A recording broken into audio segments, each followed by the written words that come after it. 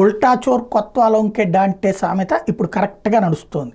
ఏదైతే Bangladesh over action చేసిన బంగ్లాదేశ్ ఇప్పుడు కీలకమైన ఓవర్ యాక్షన్ కొనసాగిస్తోంది. అక్కడున్న మతోన్మాదుల చేతుల్లోకి వెళ్ళిపోయినటువంటి ఆ ప్రభుత్వం ఆ మతోన్మాదులు చెప్పినట్టల్లా ఆడుతోంది.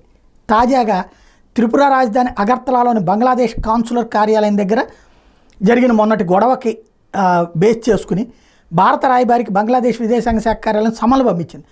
రెండు దేశాల మధ్య సంబంధాలకు ఒక్క అంశం కూడా అడ్డంకిగా మారకూడదని, ద్వైపాక్షిక సంబంధాలు స్థిరంగా నిర్మాణాత్మకంగా ఉండాలంటూ పెద్ద స్టేట్మెంట్లు ఇచ్చేసింది.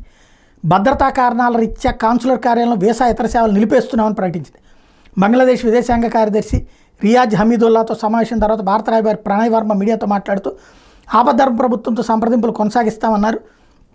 అదే సందర్భంలో హసీనాత్ని మీరు మాకు అప్పచెప్పట్లేదు కాబట్టి అని పరోక్షంగా చెప్పుకొచ్చారన్నమాట.